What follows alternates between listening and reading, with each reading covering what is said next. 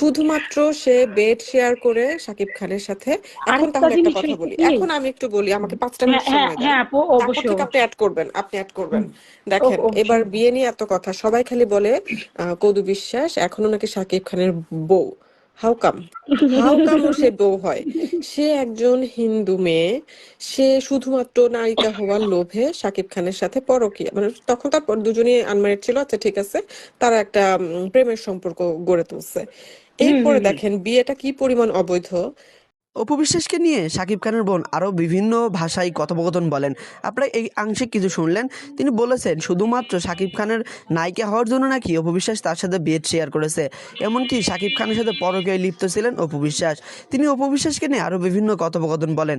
তো চলুন আমরা তার অপু বিশ্বাসের সাথে শাকিব খানের বিয়ে হয়েছে কিনা এটা শুনে আসি। একজন হিন্দু, সে মুসলমান হয় নাই, না হয়ে তারা যেহেতু তাদের প্রচুর প্রেমে দুজনে আসক্ত, তারা বিয়ের একটা নাটক করছে, কাজী একটা ডেকে নিয়ে আসছে, এবং কাজী যখন বুঝতে পারছে এই মেয়ে হিন্দু, তো বলতেছে হিন্দু মুসলমান তো বিয়ে হবে না, তো কি করবেন, আচ্ছা নামটা চেঞ্জ করে দেন, লিখে দেন অপু ইসলাম খান। ওমা, এটা কি হইলো? ইনস্ট্যান্ট, মানে উপবিশ্বাস ওখানে বসে আছে, তার মানে শাকিব খানের বিয়ে হয়েছে অপু ইসলাম খান নামের কোন এক মহিলার সাথে। শি ইজ নট অপবিশ্বাস। এটা সম্পূর্ণ হুম একটা হুম হুম। অবৈধ বিয়ে। তো অবৈধ বিয়েটাকে টানতে টানতে শাকিব খানের তো মাথা টাথা সব গেছে, এই মেয়ে এতটাই অবাধ্য, এই মেয়েটা এত ব্ল্যাকমেইল করে, করতে করতে তার 3টা বাচ্চা নষ্ট করছে, এবং শাকিব খান কিন্তু অনেক ছুটে আসতে চাইছে কিন্তু পারে নাই। অপু বিশ্বাস নাকি মেগাস্টার শাকিব খানকে ব্ল্যাকমেইল করে সংসার করেছেন, এমনকি শাকিব খানকে ব্ল্যাকমেইল করে টাকাও আদায় করেছেন। অনেক মুসলিম নায়িকার সাথে সে জুটি বেঁধে আস্তে আস্তে ওখান থেকে ছুটতে চাইছে, কিন্তু এই মহিলা হচ্ছে কি নাছোড় বান্দা, সে শাকিব খানকে একদম মানে নিজের ট্রাম্প কার্ড হিসেবে বসে আছে, যে এই ছেলে ছাড়া তো হবে না, এই ছেলে ছাড়া, কারণ তার কোনো ওয়েও নাই।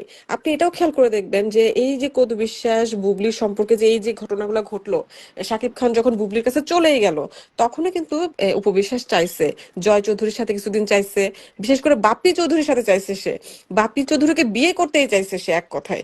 কিন্তু কোনো ছেলে তাকে পছন্দ করে না, তার এই সমস্ত উড়নচণ্ডী স্বভাবের কারণে তাকে কেউ পছন্দ করে না।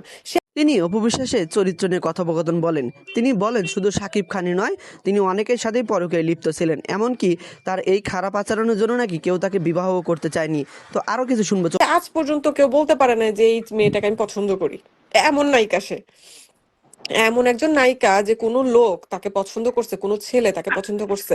দেখেন আপু, বুবলির সম্পর্কে, বুবলি যেখানে যায় সেখানে নায়করা তাকে পছন্দ কথাটা করে, শাকিব যেখানে খান। যায় সেখানেই মানুষ তাকে পছন্দ করে। আপু, আমি একটু এড করি, নাহলে আবার ভুলে যাব।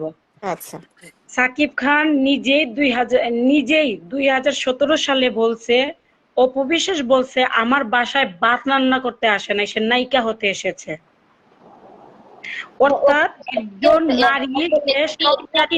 একটা কথা বলি, একটা মজার একটা কমেন্ট আসছে, এটা আমার ভালো লাগছে এই জন্য পড়তেছি। অপু বিশ্বাসকে সিঙ্গাপুরে তার বয়ফ্রেন্ডের কাছে পাঠিয়ে দেওয়া হোক। আপু কথা আচ্ছা, এটা শুনেন। একটা নতুন নিউজ দেখলাম। আমরা বেশ কিছুদিন আগে একটা নিউজ পেয়েছিলাম, মেগাস্টার শাকিব খানের প্রথম স্ত্রী অপু বিশ্বাস নাকি সিঙ্গাপুরে কোনো এক ব্যবসায়ীর সাথে রিলেশনে জড়িত ছিলেন, এবং সিঙ্গাপুরে নাকি তিনি চলে যাচ্ছেন দ্বিতীয় বিয়ে করার উদ্দেশ্যে। তবে এই বিষয় নিয়ে কুণাল কি বলে চলুন শুনে। হ্যাঁ। যে কদু বিশ্বাস নাকি সিঙ্গাপুরে এক ছেলে লোকের সাথে নাকি পরকীয়ায় লিপ্ত, এখন সে একদম স্টপ হয়ে গেছে। দেখেন কি পরিমাণ চালাক কদু বিশ্বাস, আপু কিন্তু যখন আপু চাপে হ্যাঁ, বুঝছেন। প্রথমে সে কি করলো, একটা সিম্প্যাথি কামানোর চেষ্টা করলো, আমি বিয়ে করে ফেলতেছি, আমি বিয়ে করে ফেলতেছি। অ্যাকচুয়ালি সে বিয়ে করবে না, ঠিক আছে, এক। 2 নাম্বার হচ্ছে শাকিব খান যখন আসবে, শাকিব খান যখন বিদেশ থেকে আসবে, তখন স্বাভাবিকভাবে সে জয়ের কাছে যাবে, খুব স্বাভাবিক, সে তার বড় ছেলের কাছে যাবে, তখন আরেকটা নাটক শুরু করবে। দেখেন তখন করবে কি, সে আরেকটা নাটক শুরু করবে। ভক্তরা শাকিব হ্যাঁ, খানকে পাপা ডাকবে। হ্যাঁ, তখন আবার আব্বা ডাকবে। দেখেন অবস্থা। কিন্তু শুনেন। এখন যে ইস্যুটা তৈরি হয়েছে, এটা কিন্তু একটা রাজনৈতিক ইস্যু, এটা এমন একটা সেন্সিটিভ ইস্যু, এটা নিয়ে কি হ্যাঁ, আমার নোংরামি আমার না করলে কথাটা হতো না? আমার আমার কথাটা এটাই, যখন তোমরা দেখছো এখানে তো বুবলি ইস্যু না টানাটা জরুরি ছিল। জরুরি কারণ ছিল। হ্যাঁ, বুবলি ইস্যুটা না টানাটা জরুরি ছিল, কারণ এটা রাজনৈতিক পোস্ট হয়ে গেছে, যেহেতু এটা রাজনৈতিক পর্যায়ে চলে গেছে।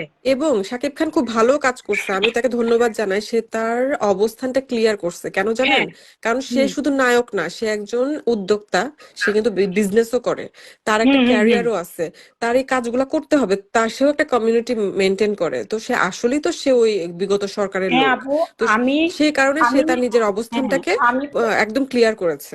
হ্যাঁ, আমি তো আগেই বলছি যে আপু, সব প্রবলেমের মধ্যে বুবলিকে কেন এখানে ঢুকানো হয় আমি সেটাই বুঝতে পারতেছি না। একটা সিম্পল তাদের কথা তো যুক্তিযুক্ত, কারণ স্বাভাবিক নোয়াখালীর ম্যাক্সিমাম মানুষই হচ্ছে বিএনপি সমর্থিত, যেহেতু বিএনপির চেয়ারপারসন বেগম খালেদা জিয়ার বাড়িও সেখানে, সো ম্যাক্সিমাম মানুষই কিন্তু বিএনপি সমর্থিত মানুষ, এটা খুব স্বাভাবিক।